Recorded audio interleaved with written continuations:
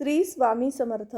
स्वामी कृपा ज्योतिषमध्ये मी भास्कराचार्य मंजुषा जोशी आपलं हार्दिक स्वागत करते. आज आपण कन्या राशीच्या जातकांना नोव्हेंबर हा संपूर्ण महिना कसा जाणार आहे, या नोव्हेंबर महिन्यामध्ये शिक्षण, प्रेम, प्रणय, वास्तू, वाहन, योग कसे आहेत आणि त्याचबरोबर जागा खरेदी विक्रीचा जो तुमचा व्यापार असेल तर तो कसा चालणार आहे आणि याचबरोबर शनी मंगळाचा जो केंद्रयोग होत आहे, यामुळे तुमच्या जीवनामध्ये कोणत्या प्रकारची सुखदुःखे प्राप्त होतील, या सर्व संदर्भात शास्त्रोक्त पद्धतीने ज्योतिषशास्त्राच्या आधारावर माहिती घेत आहोत. चला तर मग माहितीला सुरुवात करण्यापूर्वी सांगू इच्छिते, आजचा हा महत्त्वपूर्ण व्हिडिओ तुम्ही सुरुवातीपासून शेवटपर्यंत श्रवण करावा आणि आवडल्यास नक्कीच लाईक आणि शेअर करावा. तुमची कन्या रास आहे, गोचर ग्रहस्थिती कशी असणार आहे हे जाणून घेऊयात. कन्या राशीमध्ये शुक्र, चंद्र आणि केतू, कारण आपण राशीपत्रिका मांडलेली आहे त्यामुळे चंद्रदेव आपल्याला कन्या राशीमध्ये आहेत. तुळ राशीमध्ये रवी आणि मंगळ, वृश्चिक राशीमध्ये बुध, कुंभ राशीमध्ये शनी, मीन राशीमध्ये राहू आणि मेष राशीमध्ये गुरु, अशा प्रकारे गोचर स्थिती लाभलेली आहे. 2 नोव्हेंबरला शुक्रदेव कन्या राशीत येतील, 6 नोव्हेंबरला बुधदेव वृश्चिक राशीमध्ये येतील, 16 नोव्हेंबरला रविदेव आणि मंगळदेव वृश्चिक राशीमध्ये येतील, 26 नोव्हेंबरला बुधदेव धनु राशीमध्ये गोचर करण्यास सुरुवात करतील आणि 28 नोव्हेंबरला राहुदेव मीनेतून आणि केतुदेव कन्येतून वक्री स्वरूपात गोचर करण्यास सुरुवात करतील. 29 नोव्हेंबरला शुक्रदेव तुळ राशीमधून गोचर करण्यास सुरुवात करतील. तर अशी ग्रहस्थिती लाभल्यानंतर तुमच्या जीवनामध्ये कोणकोणत्या शुभ अशुभ गोष्टी घडणार आहेत आणि त्याचबरोबर तुमचं व्यक्तिगत जीवन संपूर्ण महिनाभर कसं राहणार आहे हे समजून घेऊयात. लग्नस्थानाचे मालक बुधदेव हे त्रिकोण स्थानामध्ये अर्थात 3ऱ्या घरामध्ये वृश्चिक राशीमध्ये आलेले आहेत.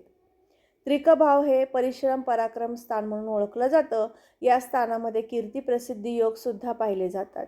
तुम्ही मीडिया क्षेत्रामध्ये किंवा बँकिंग क्षेत्रामध्ये कार्यरत असाल तर नक्कीच तुम्हाला या महिनाभरामध्ये अतिशय उत्तम प्रकारचं ग्रहमान प्राप्त होत आहे. याचबरोबर तुम्ही मीडिया क्षेत्रामध्ये जर कार्यरत असाल तर तुम्हाला तुमच्या कामाचा नक्कीच अतिशय उत्तम असा फायदा झालेला दिसून येणार आहे. याबरोबरच पराक्रम आणि परिश्रमाच्या संदर्भात विचार केला असता हा महिना परिश्रमाचा राहील, परंतु त्या परिश्रमाचा चीज होणार आहे. असे अतिशय उत्तम प्रकारचं ग्रहमान तुम्हाला नोव्हेंबरमध्ये प्राप्त होत आहे. याबरोबरच लग्नस्थानामध्ये केतुदेव आलेले आहेत आणि शुक्रदेव नीचेचे तुमच्या लग्नभावामधनं गोचर करत आहेत. मग याचा तुमच्या व्यक्तिगत जीवनामध्ये एक छोटासा अडचणीचा कालावधी जाणार आहे. तो म्हणजे तुम्हाला व्यक्तिगत जीवनामध्ये थोडंसं अडचणीने प्रत्येक काम सफल होणार आहे. काम पूर्ण होईल परंतु त्यामध्ये व्यत्यय किंवा अडचण येऊ शकते. एवढी एक गोष्ट निगेटिव्ह तुमच्या बाबतीमध्ये घडू शकते. याचबरोबर द्वितीय स्थानाकडे वळूया. धन, कुटुंब, वाणी, नेत्र, पैसा या सर्व संदर्भातला विचार आपण ह्या धनस्थानावरनं करत असतो. कुटुंबाची साथ सोबत लाभणार आहे. कुटुंबामध्ये एखादं धार्मिक कार्य किंवा आध्यात्मिक कार्य तुमच्याकडनं घडून येण्यासाठी कुटुंबाची साथ सोबत सुद्धा घडून येणार आहे. म्हणजे हे एक शुभ गोष्ट तुम्हाला धनस्थानावरनं प्राप्त होऊ शकेल. धनस्थानातील नीचेचे रविदेव तुम्हाला एक दुष्परिणाम प्राप्त करून देऊ शकतील, ते म्हणजे डोळेदुखी, डोकेदुखीचा आजार, त्रास होऊ शकतो किंवा यासाठी तुम्हाला काळजी घ्यावी लागणार आहे. याचबरोबर धनस्थानामध्ये मंगळदेव आल्यामुळे पैशा संदर्भातल्या अडचणी कमी होण्यासाठी मदत होऊ शकेल. त्यामुळे हे एक पॉझिटिव्ह आणि निगेटिव्ह असं धनस्थानाचं फळ तुम्हाला प्राप्त होऊ शकतं. पुढील सुखस्थानाकडे वळूयात. पत्रिकेतील 4थं घर म्हणून ओळखलं जाणारं चतुर्थ स्थान, त्याचे मालक अधिपती गुरुदेव हे सध्या स्थितीमध्ये अष्टम स्थानात आहेत. अष्टम भावामध्ये मेष राशीमधून गोचर करत आहेत. मेष राशीचे अधिपती मंगळदेव हे धनस्थानात आलेले आहेत. त्यामुळे अचानक वाहन वास्तू घडून येणारं ग्रहमान तुम्हाला प्राप्त होत आहे. याचबरोबर वास्तूमध्ये नाविन्याने एखादं चांगलं काहीतरी कार्यसुद्धा घडून येऊ शकतं. एखादा नवीन व्यवसाय जर तुम्हाला सुरू करायचा असेल, गृहउद्योग सुरू करायचा असेल तर त्यासाठी सुद्धा अनुकूल ग्रहमान तुम्हाला या नोव्हेंबर महिन्यामध्ये प्राप्त होत आहे. याचबरोबर पंचम स्थानाकडे वळूयात. पंचमेश शनी महाराज हे 4 नोव्हेंबरला मार्गी होणार आहेत. मार्गी झालेले शनी महाराज कुंभ राशीतून 6ष्ठ स्थानातून गोचर करतील. मग हे गोचर तुम्हाला शिक्षणासाठी अतिशय उत्तम प्रकारचं फळ प्राप्त करून देतील, कारण शनी महाराज स्वतःच्या मूलत्रिकोण राशीत आणि त्याचबरोबर स्वतःच्या रिपुस्थानामध्ये आलेले आहेत. तुम्हाला शिक्षणामध्ये जे काही आळस नैराश्य येत होतं, कामामध्ये दिरंगाई होत होती, अभ्यासामध्ये दिरंगाई होत होती, या अशा अनेक अशुभ परिणामांपासून तुम्ही आता बाहेर निघणार आहात. कामाला गती प्राप्त होणार आहे आणि कामामध्ये कंटिन्यूता राहणार आहे. यही शुभ फळ तुम्हाला शनी महाराज प्राप्त करून देतील. संतती सौख्याबाबत हा महिना मध्यम स्थिती दर्शवतो.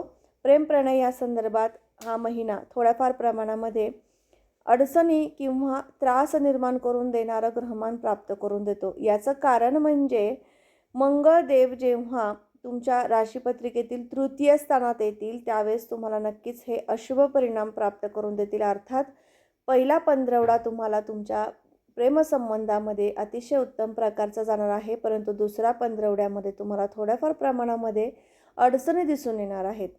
अडचणी कशा संदर्भात ते समजून घेऊयात. तुम्ही वाहन वास्तू खरेदी करत असाल किंवा शिक्षणासाठी बाहेर देशात बाहेर राज्यात जाण्याची इच्छा तुमची असेल तर त्यामध्ये काम होताना थोडासा विलंब होऊ शकेल. किंवा खरेदी विक्रीचा व्यापार असेल तर त्या व्यापारामध्ये थोडीशी 15 तारखेनंतर अडचणी निर्माण करून देणारं ग्रहमान किंवा दिरंगाई होणं, कामामध्ये दुर्लक्ष होणं असा अशुभ परिणाम प्राप्त होऊ शकतं. त्यामुळे याच्यासाठी विशिष्ट उपासना शनी मंगळाचा केंद्रयोग झाल्यानंतर करायची आहे. त्याची तारीख आणि ती उपासना मी तुम्हाला व्हिडिओच्या शेवटी देणारच आहे. यानंतर प्रेम प्रणय या संदर्भात विचार केला असता हा महिना प्रेम प्रणयासंदर्भात महत्त्वपूर्ण गोष्टींमध्ये किंवा महत्त्वपूर्ण निर्णय घेण्याची योग आणणार आहे असे शुभ ग्रहमान प्राप्त होत आहे. तुमचं विवाहाचं कार्य सिद्धीस जाण्यासाठी सुद्धा हा महिना नोव्हेंबर महिना अतिशय उत्तमरित्या ठरतो.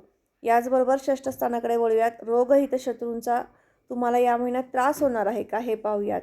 तर षष्ठ स्थानाचे अधिपती शनी महाराज मार्गी स्वरूपात त्या स्थानामधनं असल्यामुळे तुम्हाला नवीन कुठले शत्रू निर्माण होणार नाहीत किंवा तुम्हाला एखाद्या व्यक्तीबद्दल त्रास असेल, त्यांच्यापासून तुम्हाला काही मनस्ताप झालेला असेल, शारीरिक मानसिक त्रास झाला असेल तर त्या शत्रूवर विजय प्राप्त होण्यासाठीचे शुभ ग्रहमान आता तुम्हाला 4 नोव्हेंबरपासून प्राप्त होतील. अर्थात हा नोव्हेंबर महिना शत्रू त्रास होणार नाही असा शुभ आहे. याचबरोबर सप्तम स्थानाकडे वळूया. सप्तमेश गुरुदेव हे अष्टम स्थानात गेलेले आहेत. त्यामुळे विवाहाचं कार्य थोडंसं थांबू शकतं किंवा विवाह कार्यामध्ये अडचणी निर्माण होऊ शकतात, कारण राहुदेवांची उपस्थिती सप्तम भावामध्ये आलेली आहे. त्यामुळे विवाहासाठी विशेष उपाय मी या व्हिडिओच्या शेवटी सुचवणार आहे, ते तुम्ही जरूर करा. याबरोबरच सप्तम भावावरून आपण कोर्ट केसेस आणि त्याचबरोबर भागीदारीचे व्यापारसुद्धा पाहत असतो. या स्थानाचे अधिपती अष्टम भावात गेल्यामुळे कोर्ट केसमध्ये यश प्राप्त होण्यासाठी आणि त्याचबरोबर तुम्हाला एखादं काम, महत्त्वपूर्ण काम अचानक प्राप्त होण्यासाठीचे ग्रहमानसुद्धा या महिन्यात लाभत आहेत.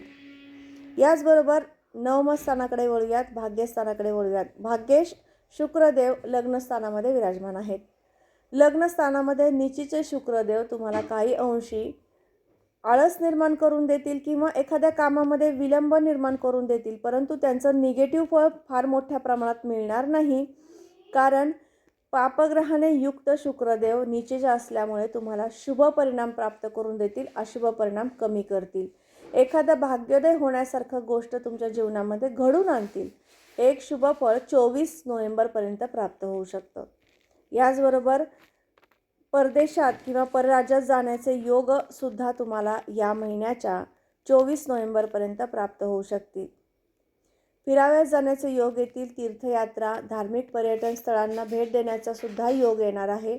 नक्कीच तुम्हाला लाभ घेता येऊ शकेल.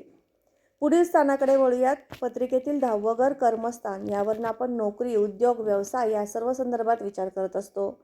10व्या स्थानाचे मालक बुधदेव हे तृतीय स्थानात गेलेले आहेत. वृश्चिक राशीमध्ये बुधदेव जेव्हा गेलेले आहेत त्यांचा येतोय षडाष्टक योग. पत्रिकेतील 26 नोव्हेंबर नंतर धनु राशीमध्ये जेव्हा बुधदेव जातील त्यावेळेस मात्र तुम्हाला नक्कीच नवीन नोकरी लागणं, प्रमोशन होणं किंवा बढती बदली होणं असे शुभ परिणाम प्राप्त करून देतील. परंतु 26 नोव्हेंबरपर्यंत मात्र कामाच्या ठिकाणी थोडासा ताण जाणवणं, एखादी गोष्ट विसरणं, विस्मरणाचा त्रास होणं असेही अशुभ परिणाम प्राप्त होऊ शकतात. त्यामुळे त्या बाबतीत सुद्धा काळजी घ्यायची आहे. नवीन व्यवसाय सुरू करायचा असेल तर कागद, कापड, द्रव पदार्थ, गोड पदार्थ, संगणक क्षेत्र या संदर्भातील किंवा मीडिया क्षेत्र या संदर्भातील व्यवसाय तुम्ही या महिन्यात करू शकता. त्यामध्ये उत्तम तेजी प्राप्त होऊ शकेल. याचबरोबर लाभस्थानाकडे वळूयात. लाभेश चंद्रदेव हे दर 2.25 दिवसाने बदलत असतात, तशाप्रमाणेच तुमच्या जीवनामध्ये शुभ अशुभ गोष्टी बदलत असतात. परंतु या महिन्यामध्ये शनी मंगळाचा जो केंद्रयोग झालेला आहे, त्यामुळे जरी संघर्ष झाला तरीसुद्धा तुम्हाला आध्यात्मिक प्रगती आणि आर्थिक प्रगती घडवून आणणारं शुभ ग्रहमान प्राप्त होत आहे. खर्च स्थानाकडे वळूयात. पत्रिकेतील 12वं घर व्ययघर किंवा अशुभ घर म्हणून ओळखलं जाणारं 12वं स्थान, या स्थानाचे अधिपती रविदेव तूळ राशीमधून धनस्थानातून गोचर करत आहेत. एखाद्या ठिकाणी इन्व्हेस्टमेंट करण्यासाठी, शेअर मार्केटमध्ये गुंतवणूक करण्यासाठी किंवा तुम्हाला एखाद्या महत्त्वपूर्ण कार्यासाठी बँकेमध्ये ठेव जमा करायची आहे, यासाठी सुद्धा तुम्हाला हा कालावधी अतिशय उत्तम ठरू शकेल. तुम्ही याबद्दल विचार करू शकता. आता सगळ्यात महत्त्वाचा असतो तो उपाय म्हणजेच उपासना. उपासनेकडे वळूयात. उपासनेमध्ये सगळ्यात प्रथम शिक्षणासाठी आणि आरोग्य उत्तम राहण्यासाठी, शत्रुत्रास कमी होण्यासाठी हनुमान चालीसा संपूर्ण महिनाभर वाचायचं आहे. जोडीदाराचं सौख्य प्राप्त व्हावं, भागीदारीचे व्यापार सुस्थितीमध्ये राहावेत, कोर्टाची कामे मार्गी लागावीत, यासाठी गणपती स्तोत्र पठण करायचं आहे. आणि त्याचबरोबर या महिन्याभरामध्ये 29 नोव्हेंबरपर्यंत शुक्रदेव कन्या राशीमधून गोचर करतील. शुक्रावरून आपण पैसा पाहत असतो, आर्थिक स्तर पाहत असतो, तर नक्की शुक्रदेवांचं बळ प्राप्त होण्यासाठी रीम श्रीम क्लीम हा जप रोज 27 वेळा या 3 अक्षरी मंत्राचा जप करायचा आहे. शुक्रदेवांचं बळ प्राप्त होऊ शकेल. तर आज आपण कन्या राशीचं राशीफळ जाणून घेतलं. तुमच्या राशीप्रमाणे तुम्हाला आता सध्या ग्रहस्थिती कशी आहे, विवाह योग, वास्तुयोग अशा अनेक समस्या असतात. यावरती विश्लेषण करून तुमची पत्रिका हवी असेल, मार्गदर्शन हवं असेल तर नक्कीच तुम्ही मला कॉन्टॅक्ट करू शकता. माझा नंबर मी या व्हिडिओच्या डिस्क्रिप्शन बॉक्समध्ये देणार आहे. तेथे जाऊन तुम्ही तो नक्कीच घेऊ शकता आणि कमेंट करून सुद्धा श्री स्वामी समर्थ लिहायला विसरू नका. नोव्हेंबर महिन्यामध्ये महत्त्वपूर्ण घटना घडणार आहे, ती म्हणजे शनी मंगळाचा केंद्र. तो तुम्हाला लाभदायक आहे का ही माहिती पाहिली. आजचा हा महत्त्वपूर्ण व्हिडिओ तुम्हाला कसा वाटला नक्की कमेंट करून सांगा. आणि त्याचबरोबर तुम्ही आपल्या चॅनलवर नवीन असाल तर सबस्क्राईब करायलाही विसरू नका. बेल आयकॉनलाही क्लिक करा. पुन्हा भेटणारच आहोत अशाच महत्त्वपूर्ण माहितीसोबत. तोपर्यंत श्री स्वामी समर्थ. जय जय स्वामी समर्थ. रामकृष्ण हरी.